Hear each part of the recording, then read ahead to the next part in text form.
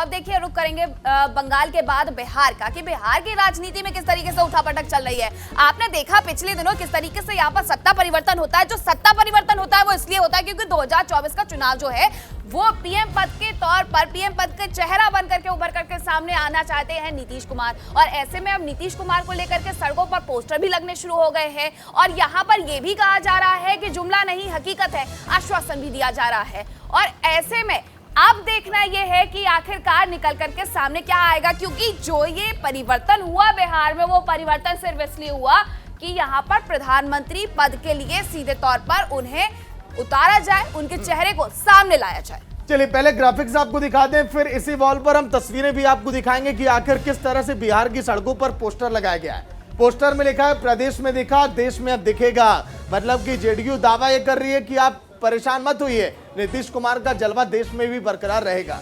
बिल्कुल, तो नीतीश की पीएम दावेदारी पर जेडीयू जुमला नहीं है, साफ तौर पर यही कह रही है कि हम जुमलेबाजी नहीं कर रहे हैं, साफ तौर पर उतर करके भी आएंगे, जीत कर भी दिखाएंगे।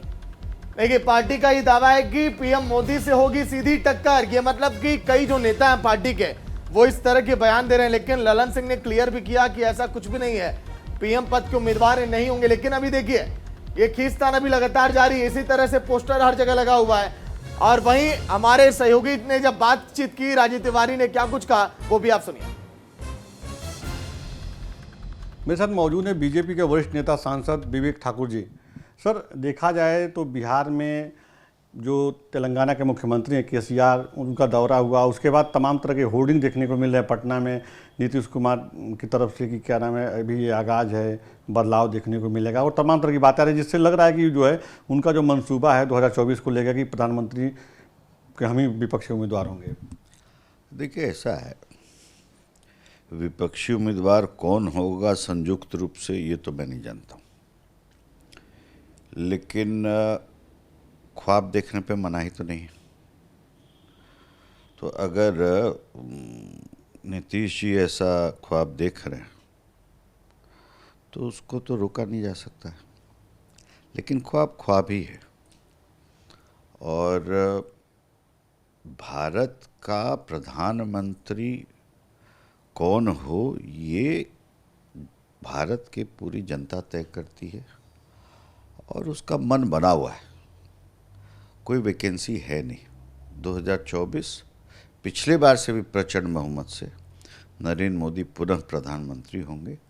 और महत्वपूर्ण चीज़ ये है जो मैं आपको कहने जा रहा हूँ कि ये दर्शन जो है वास्तविकता का, इनको बिहार की जनता ही दिखाएगी। Rajiv Tiwari, news India, Delhi.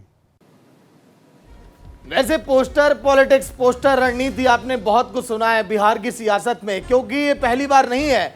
जब तेजस्वी विपक्ष में थे, नीतीश कुमार एक बार फिर जब पहले सत्ता में थे तो दोनों पार्टियों यानी कि आरजेडी और जेडीयू के बीच जमकर पोस्टर वॉर चलता था। अब चलिए हमारे सहयोगी संजीव राय लाइव जुड़ गए पूरी जानकारी के साथ। संजीव, ताजा अपडेट क्या है? क्या बिहार की सड़कों पर जो पोस्टर आपको दिखाई दे रहा है, आप लगातार जहां पर कवरेज कर रहे हैं, उसके मायने क्या निकाले जाए? लेकिन ललन सिंह तो कह रहे हैं ऐसा कुछ भी नहीं है।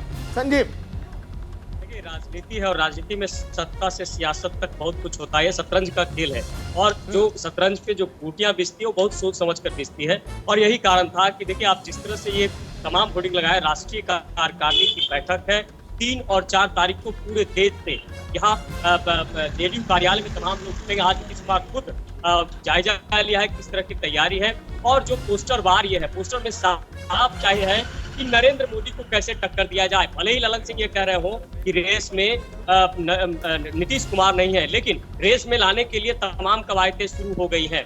विपक्ष की एकजुटता या पोस्टर बार। तो संजीव, क्या यहाँ पर जेडीयू के जो राष्ट्रीय अध्यक्ष हैं ललन सिंह, जिस तरीके से वो बयान दे रहे हैं कि नहीं वो रेस में नहीं है, भरोसा करने लायक है? क्योंकि 2024 तक ये गठबंधन इसीलिए नहीं रहा भारतीय जनता पार्टी के साथ, इसीलिए टूटा क्योंकि पीएम पद की जो रेस में है वो शामिल होना चाहते थे नीतीश कुमार। बिल्कुल मीनाक्षी, आपने बहुत सही कहा। नीतीश कुमार पहले भी एक बार प्रयास कर चुके हैं उत्तर प्रदेश, कई राज्यों में वो दौरा किए। आपको याद होगा जब चुनाव था उत्तर प्रदेश में, तब जो है संबंध ठीक नहीं थे क्योंकि सीट शेयरिंग पर जो बात थी वो नहीं बन पाई थी। उसके बाद देखिए नीतीश कुमार ने लगातार प्रयास किया, लेकिन इस बार जो बिहार में आरजेडी और जेडीयू की सरकार बनी है उसके बाद ये कोशिश जरूर की जा रही है कि विपक्ष को एकजुट कर कहीं न कहीं नीतीश कुमार को सामने लाया जाए, और जेडीयू इसमें कोई कसर नहीं छोड़ रहा है। लेकिन ललन सिंह भले ही ये कह रहे हो कि बीजेपी को हटाकर कैसे एक विपक्ष जो है मजबूत सरकार सामने ला सके, मजबूत एक विपक्ष खड़ा हो सके, तो ये ललन सिंह ने कहा है। लेकिन अगर आप इसको अंदर खाने से देखें तो बिल्कुल साफ जाहिर है पोस्टरों के जरिए कि कौन से व्यक्तित्व को, कौन सा चेहरा लोग आगे लाना चाहते हैं।